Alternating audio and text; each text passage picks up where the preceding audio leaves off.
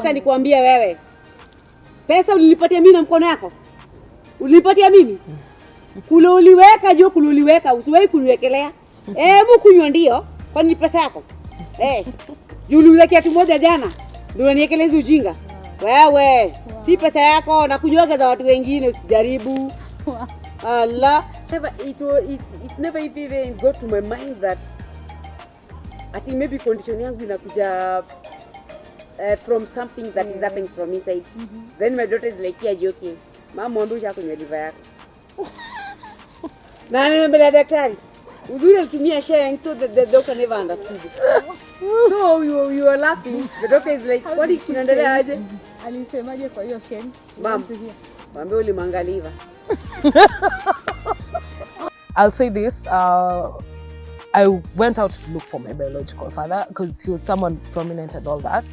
And at first he had promised to pay for my school fees, nini. At that time I was in high school and all that, and my college and all that. But he disappeared on me. So I decided to look for him later on. This is way back in 2015.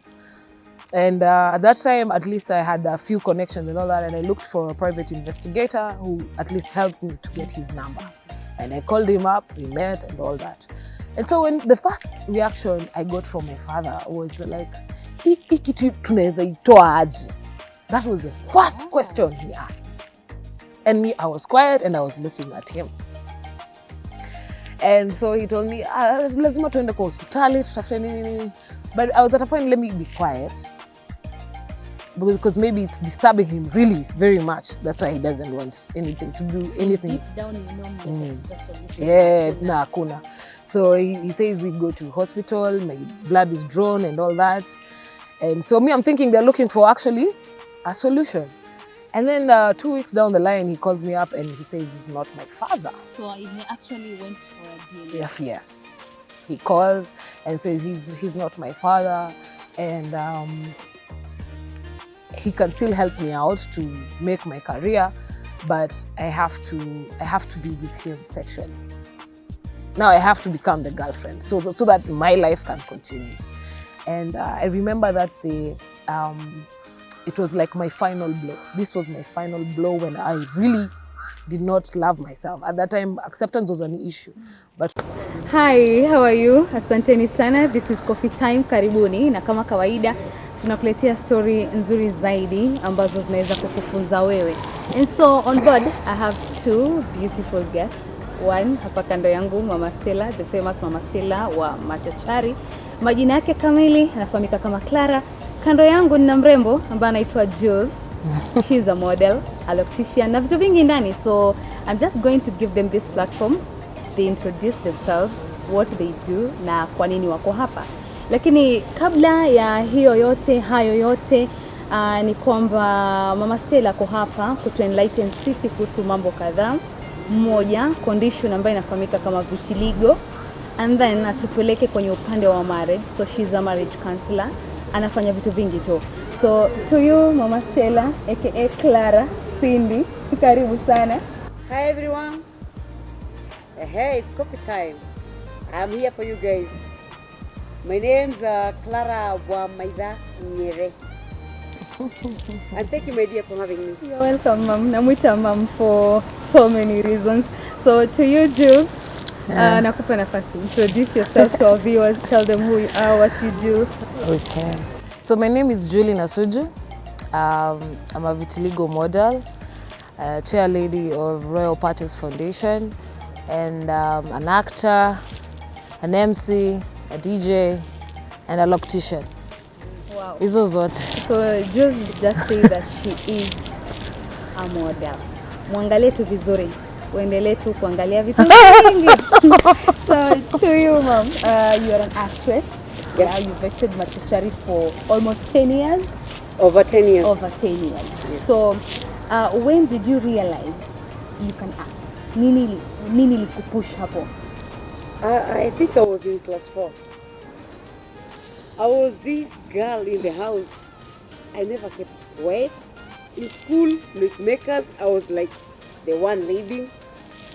But when I caught up with Makohov, Makamani, he was leading in noisemaking, so I was number 2. So we were running mates. Okay, I see. If you saw Makoha's name, Clara will be there. Kumbe, ni job yetu ya kupiga kelele kupayuka kufurahisha watu. You know, what this thing is there with you. Yeah. You never know it. But actually, when I was actually growing up, I grew up in a Catholic family. I used to make noises in church. I would join kids dancing, singing, even without knowing the songs they're going to sing. I would just get up from my seat and join them. My mom used to get mad. But what can she do with that? Atanipiga story itaisha. Atanipiga story itaisha. Next Sunday. Dada tu mbele bado. So kujaje paka ukajipata kwenye Machachari? How did it happen? Haya, now in Dr. Kraft, then I was in primary school called Dr. Kraft. Wakaita wanatafuta actors wenye wataenda national levels nini. Imagine we topped like twice because of me. You know, kitambo KBC was the main major media house. Yes. So for us to be in KBC, it was an honor. Tulijikuta tumeenda divisional, tumeenda zote zitako nini. Hata sisi kwa provincial. But we made it because of me. My role was playing a mad mother, a crazy woman. This is a title I've held paka sai. Me by the I don't know, mtu kunipatia role ya mtu ameokoka, if I can deliver it. I just want to be crazy, you know. You just have to be crazy. Because crazy people are noticeable. But Christian people, they are always there, and many of them are fake. I can tell you for a fact. Okay, to you, Jules, you're an actor. Yes. So form a act. Nini exactly? Is it drama sets? What really do you act? And what do you find interesting in acting?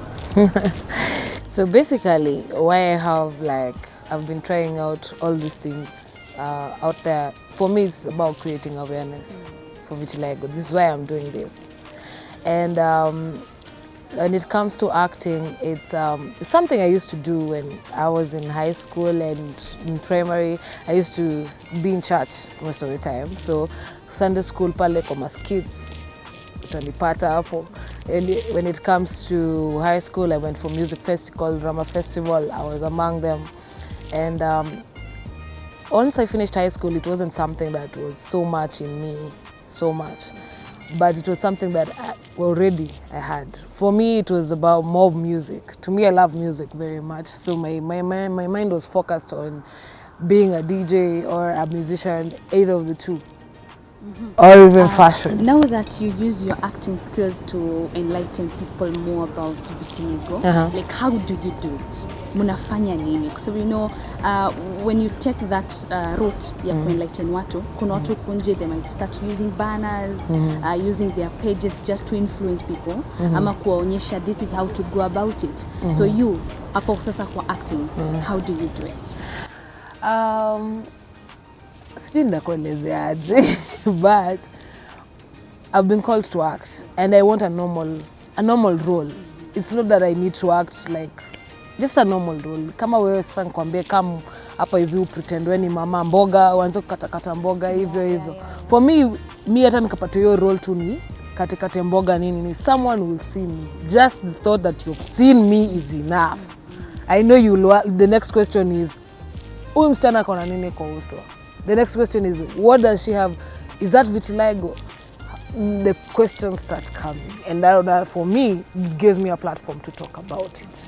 So I can create my awareness through that. Okay. So to you, Mama Stella, kama vile tumesema umekuwa kwenye Machachari, what's one of those episodes ulifanya ukajisikia umetoa ile karakta yako? Kama unaweza kumbuka, unaweza tuigizia kidogo. Because nakumbuka nikiwachicha kipindi mimi nilikuwa tunaishaga how you are. Unaweza kumbuka moja? Well, several. Because I've done 488 episodes in Machachari. We just need one. Yenye yani hata wewe unajuaga you gave it the best. Kuna ile siku Baba Stella amejitolea kwa sisi ni maskini kabisa. Ameanza kutengeza viatu from scratch, yani sasa yeye ni fundi wa viatu. Ameuza kadhaa, amekuja na pesa. Nikavuka na pesa nikaenda nayo kwa baa. Na hiyo ilikuwa ilipia Stella school fees. Ilikuwa fanya mambo mengi kwa nyumba mpaka rent. Nilivuka nayo. Wewe jamaa karibu aniue. So sasa nataka tukae ni kama mimi ndio baba Stella na nimekuja.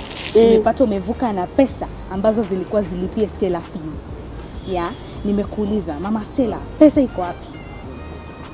Mbona unaenda kunywa pesa na unajua kabisa hizi pesa zilikuwa zinilipie Stella fees? Wewe wacha nikwambie wewe.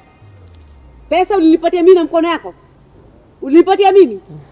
Kule uliweka juu, kule uliweka, usiwahi kuniwekelea. Kunywa ndio, kwani ni pesa yako? Juu uliuza kiatu moja jana, ndio unaniekeleza ujinga. Wewe, si pesa yako, na kunywaga za watu wengine, usijaribu. Allah. Guys, this is interesting. Sisi tushafika Machachari na tumemaliza. I really love that. So nataka nijue, you see, kuna vijana ama watu wengi sasa hivi wanajituma kwenye industry ya ku-act of course, na wanajiuliza, does it really pay? So you being in Machachari for over 10 years, ili kusaidia wapi? Ulifanya nini na nini? A lot. Let me tell you, being an artist, it pays. You see now, it's your talent. You're playing with your talent. Let me tell you, you can buy talent. You can act like a talented person. But for me, it was inborn. Mimi kupiga kelele shule. I think I was being prepared by God for something greater. In my family, even my kids are actors. I think you've met my daughter today. Yeah, I have. She can cry on stage. You tell her cry. I don't know where she gets the tears from. But this is our family now. We are actors. We are good people, humble people, God-loving people.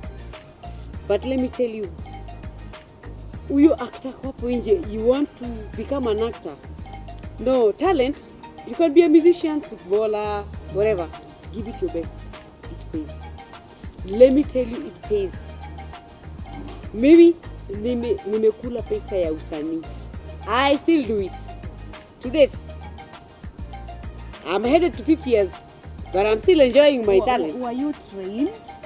Ama ulijipata? You know, Jules, kuna time nyingine unapata watu wameenda set ku-act, ndio unapata umeambiwa do this, which is very normal. But kuna mtu lazima apelekwe some kind of classes kwamba ni kama anafundishwa. So was it the same to you? No. Ama yako ilikuwa inborn? Unajua kuna ule mtu nao kamweka set. Like I said, from primary schools, ndio sisi tuende mpaka KBC studios. I had it in me. Yes. And today I want to tell that young person, unajua hata usanii na kujaga ukiwa mzee, maybe ndio umerealize ukiwa mzee. Yeah. It pays, and it pays very well. Just do your roles well. Wakisema toa lines fulani, give them your best. Toa sura mbaya kama utakao kutoa sura mbaya. That is you. Do it. It pays, and it pays, and it pays. They will pay your rents, put meals on your table, and everything else. Dress you and everything. Usanii si kazi, si mchezo. Mimi kuna watu walikuwa na kutoka barabara wananiambia, unachezaga ile mchezo? Naambia si mchezo. Yes, it's my job. Si mchezo. Yes. Napataga pay. Yes, I'm paid to do that. Okay. Yes. Now, have you ever found yourself in an awkward situation? Kwa mfano umepangwa shoot na mtu set, and then unajipata mtu umepangwa naye, either you have to kiss that person. Ushajipata hapo na ilikuwaje? So you lazima worked. Ni lazima you worked. But maybe hapa nyuma you have a family, you have a husband mwenye he's not comfortable na ile role ambayo umepewa. Okay. Mimi sijui kama yeye Julia atajibu. Because me I've never done these movies of kissing and everything. No, I've always refused. I'm a family person. Yes. I have a husband and 2 kids. Yes, and 2 more adopted. But maybe Julia ameshafanya, I don't know. Julie, have you ever tried? I won't say no, because I know there's a series that is coming up and it might be seen there, so I can't deny it.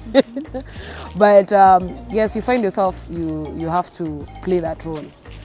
But I think first thing first is the guy you're dating or the chick you're dating he has to understand this is your line of work. And at some point in your life, you'll be asked to do this. Some point in your acting career. Do you think after the acting it somehow affects your relationship? Because of course you watch. Yes. I also want to know. Whoa! I would say yes. It After the shooting. Because we all watch movies. Is there chemistry? All watch movies, Jules, and it gets cozy, of course, and we're like, okay,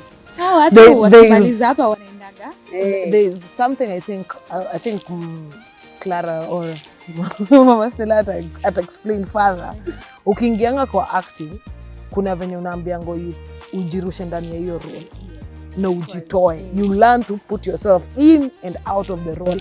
But tumeona zingine tuna watch watu walikuwa hivyo and then after that they are together uko like let me ask on your behalf. When these two people are on stage and it's a kissing session, touchy stuff, some chemistry will develop ndani ya mtu. Automatic. Yes, that I know. How do you deal with that? How do you kill that feeling? Yeah. This is a guy. You have to kill it. No, it is there. Okay. Yes, Iko. Let me go back. Let's say, for instance, let me ask, for instance, maybe bahati ni ikue, maybe you're not married, and you're free, like it's someone, and the guy is also free. That there's a big possibility these people will end up together. There are very high chances. At the end of it, all, after that, it can happen. It can, but also it can't. For example, tuseme sasa ameolewa, si ndio? Apewe role kama hiyo. Ndio anaweza enda explain bwana yake nimeambiwa nifanye hivi na hivi. Akwe sawa nayo, anyamaze, si ndio? Atulie. So what do you put? Akili yako lazima uput I'm still married. So there is no kuweka feelings hapo. You act and leave. Yes. You don't yo cocoon, usijirushe ndani hiyo cocoon bana. Guys, I'm pretty sure you're learning a lot. That was all about their acting. So now I want us to look at what vitiligo is, how it happens, and how they are handling it. And just look at Jules. She's very beautiful. So uko kona wasi. Angalia Clara, you know, they're very comfortable, wamekubali. So from you, Clara, I want to understand what is vitiligo per se. Sababu kuna mtu, there was a time I think I shared the story with you.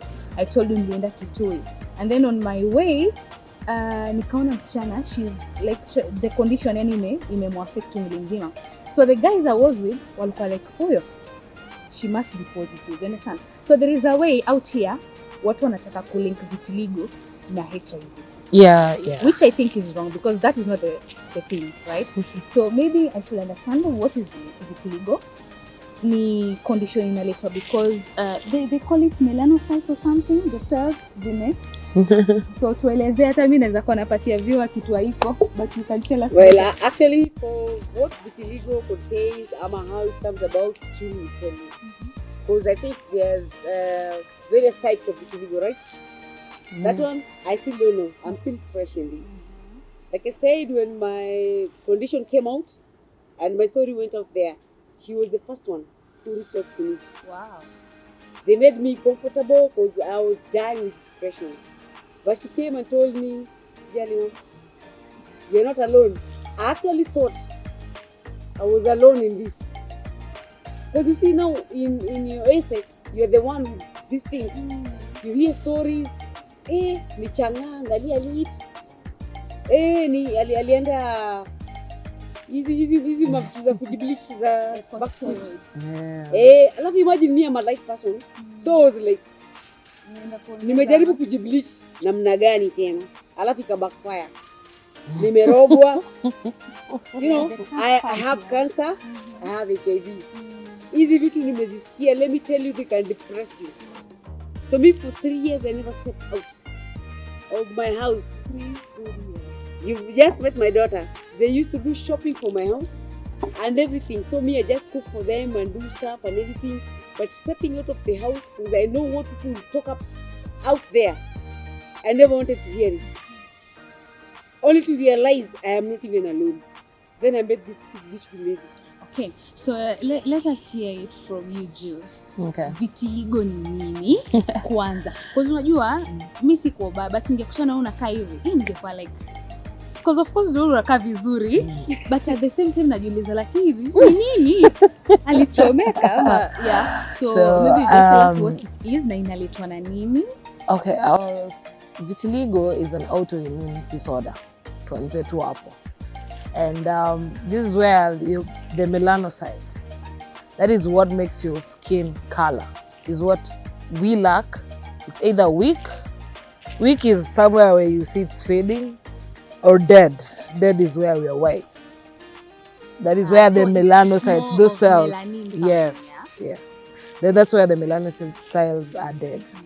So that even though vitiligo, yani Kenya kinatengeneza rangi yako ikuwe nyeusi, ndo sisi hatuna ama iko kidogo.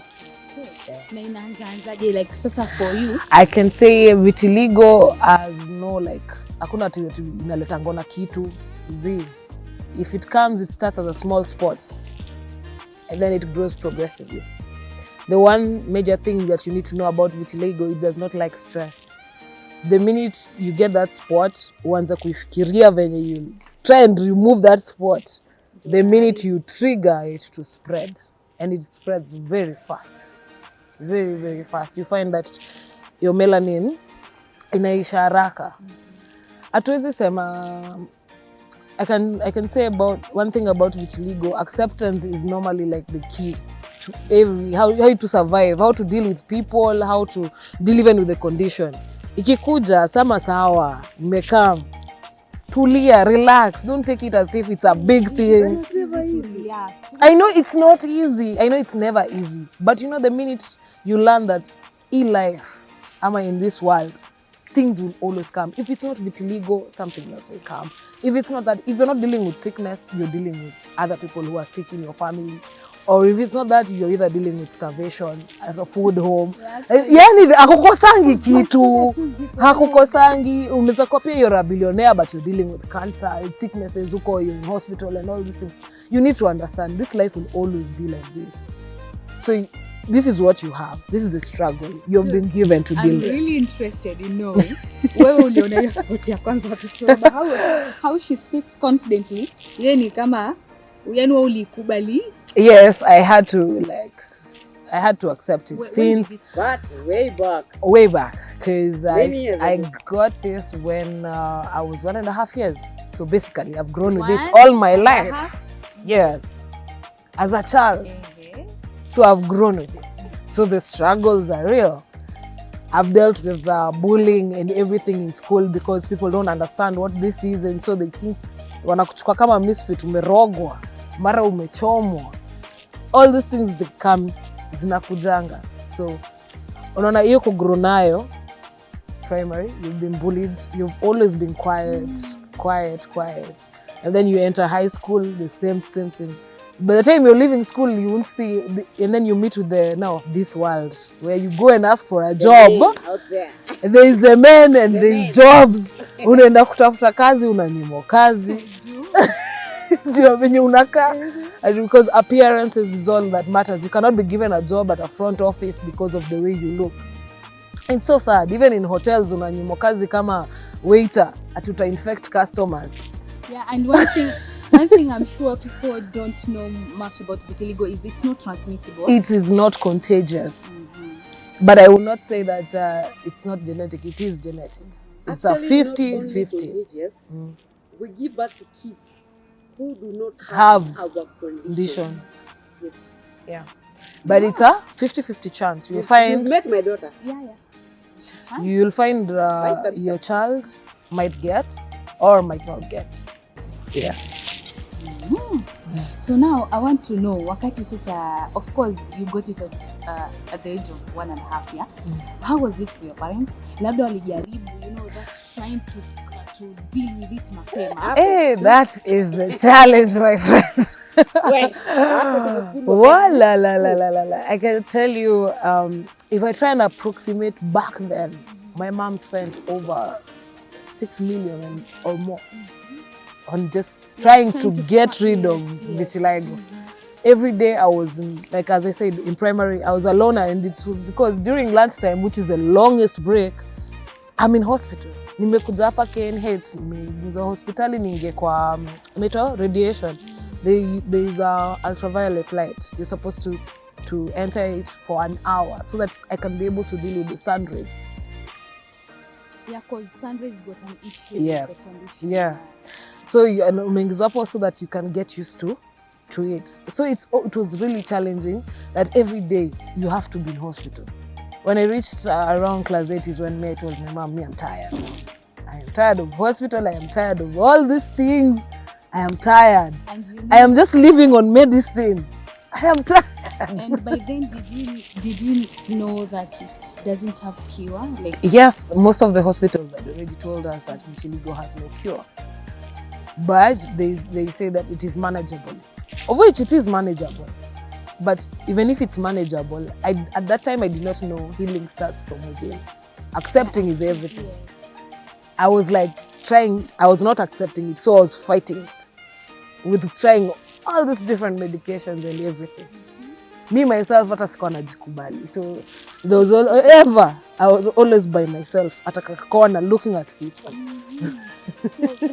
To you, Clara, wewe ulirealizaje imeanza ama ulikuja tu ukapata tayari the PART? And how did you take it? Okay, as for me, being msanii, I visit many counties because, like I told you, I'm a motivational speaker. I talk to high schools about drugs and substance abuse, human sex AIDS. So I go to many counties, been Kakamega, Kisumu. I don't know which place. Only Kapenguria. I've never visited Kapenguria. So the last time I was in Samburu, Maralal, they were serving us kondoo. Hii mbuzi inakuwa na mafuta mingi.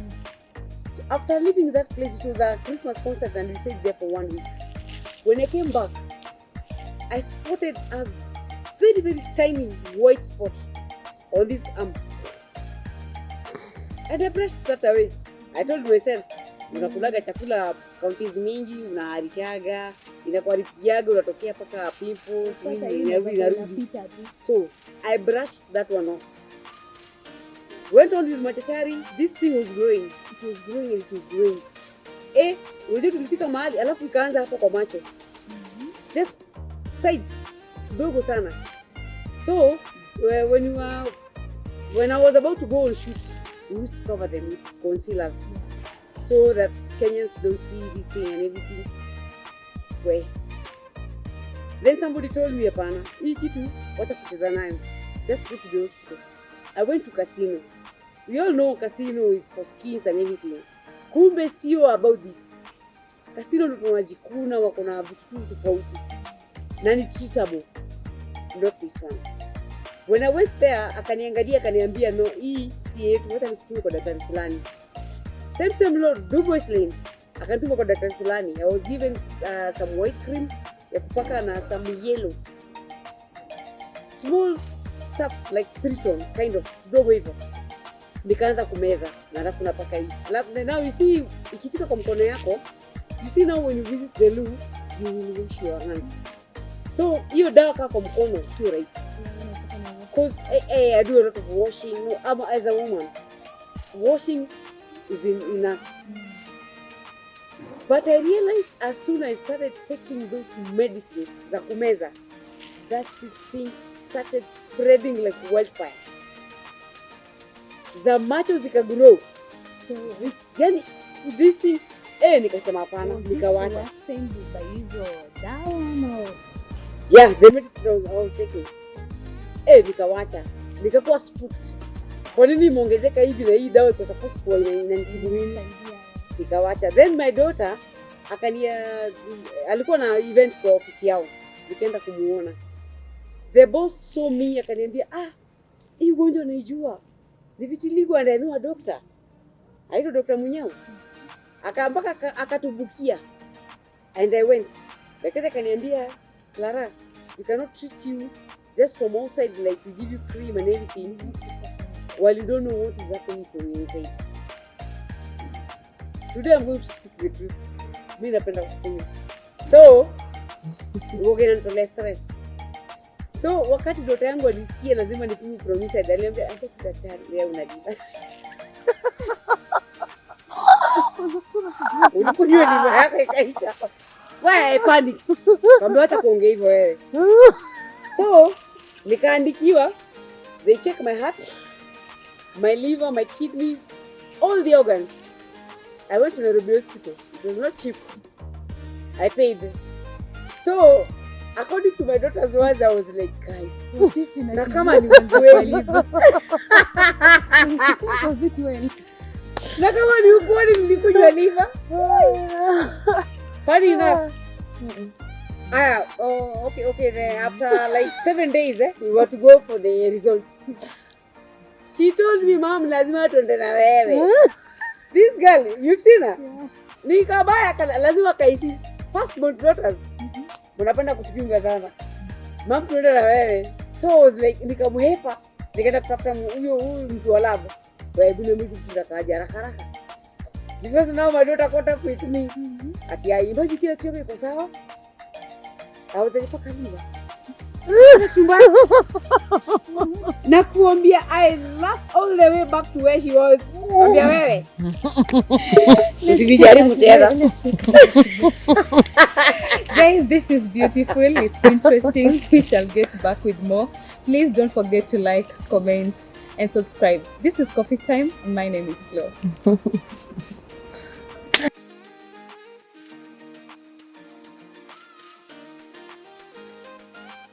Thank you for staying tuned. This is Coffee Time. Na umeshasikia Mama Stella hii side ingine na Jules wakizungumzia mambo mengi tu. I hope you're learning and you're taking notes as well. So to you Clara, imagine sasa umefika kule, si ndio? The first thing daktari anakuambia ni liver test. Na wewe ushapiga zako kwamba after hapa naendea chupa nyingine moja. What would have happened kama angekwambia kwamba with this condition no alcohol? So you just die. Kwani ubakisha nini nyingine? Your death is already signed. Why? Because I've already drank my liver. Actually, do you know, I never, it never even got to my mind that I think maybe condition yangu inakuja from something that is happening from inside. Then my daughter is like, yeah, joking. Mama, mwambie ushakunywa liver yako. Na nimembelea daktari. Uzuri alitumia sharing so that the doctor never understood. So you were laughing. The doctor is like, what is kinaendelea aje? Alisemaje kwa hiyo shame? Mom, mwambie ulimangaliva. Akauza aje tena. Sikukiwasha. Mwambie uliweka liver.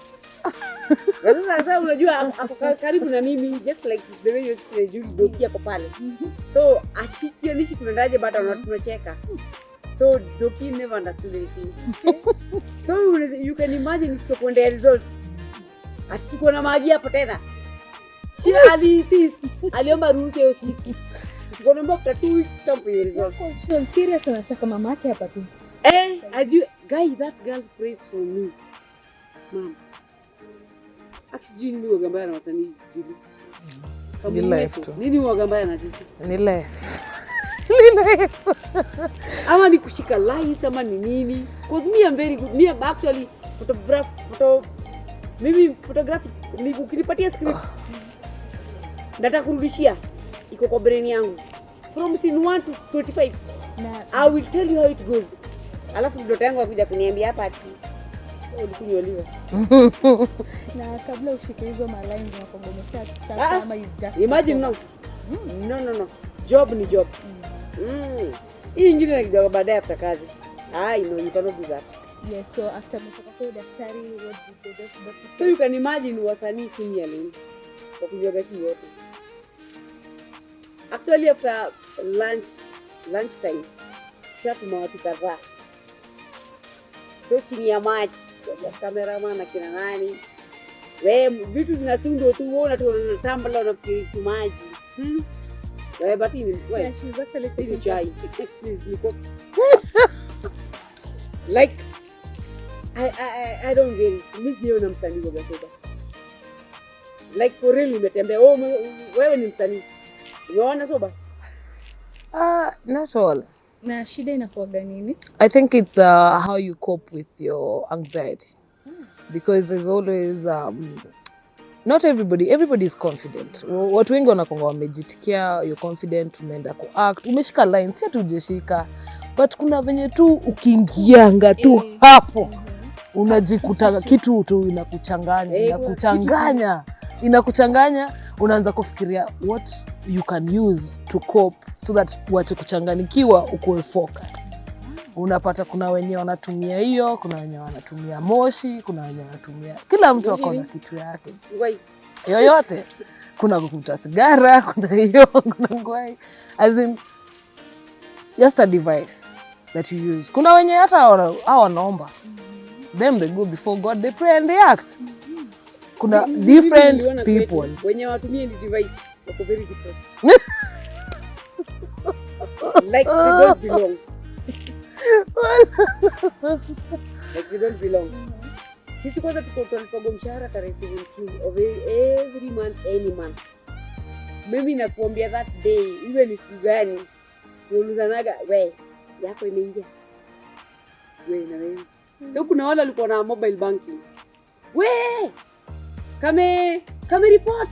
Mimi nakwambia hakuna kazi itafanywa. We wadau. Hivi, hii shit tunaendelea saa 9. Tunaendelea saa 9. So, how much have you spent so far? Well, for me, when I was working, nimesomesha kutoka university. Simply because si ati yeti nilikuwa pesa tulipo ni nyingi hivyo. But you could take a loan. Me was a next person. You could take a loan.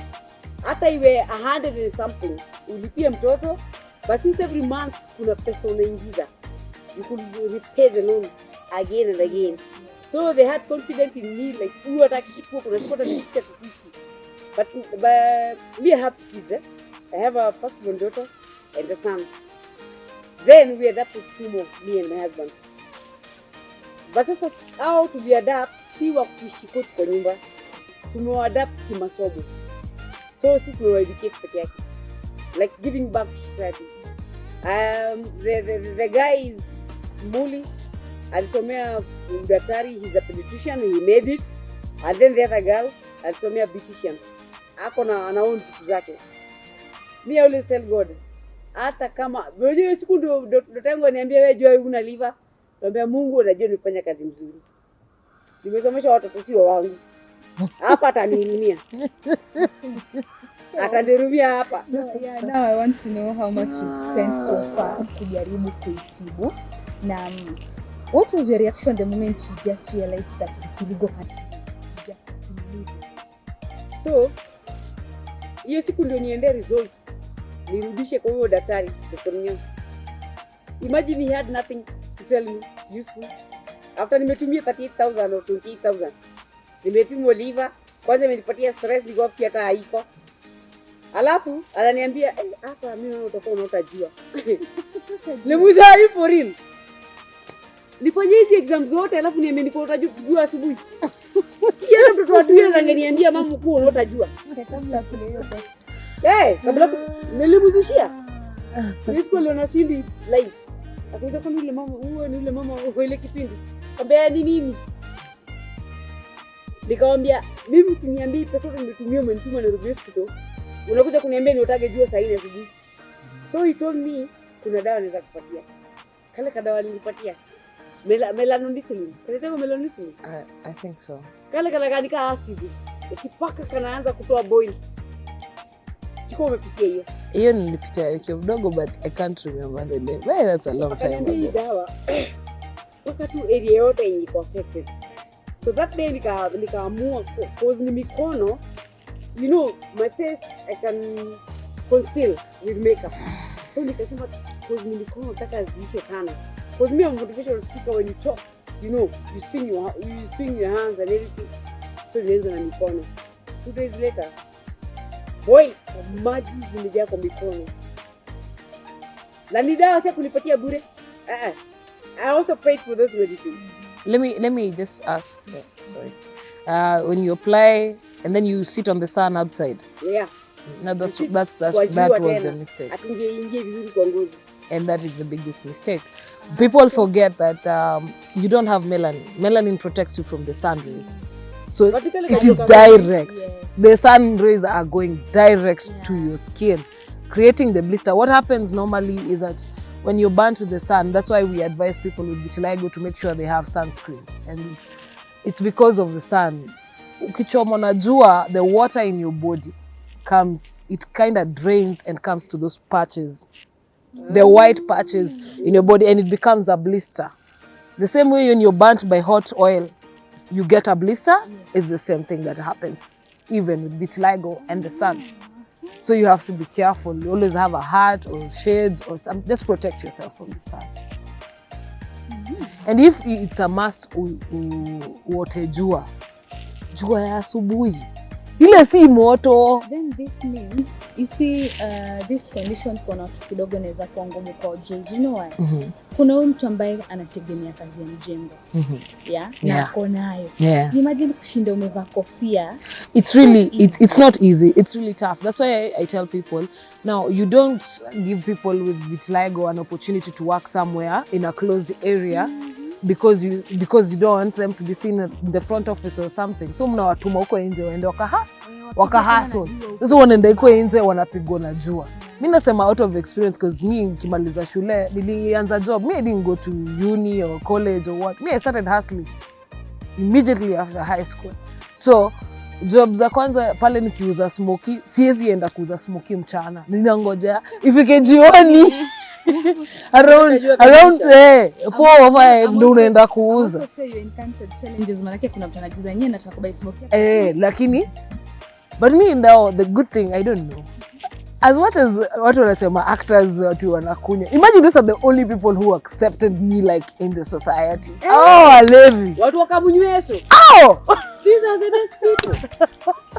I'm just saying, it's not in a bad way, not in a bad way, but this is what I experienced. This is my life experience, because I tried working hata kwa church nilirejectiwa, and that time I was not even drinking. I was a church girl, mbaya sana hapo mbele, but I went through rejection and a lot of pain in the church, and so I left.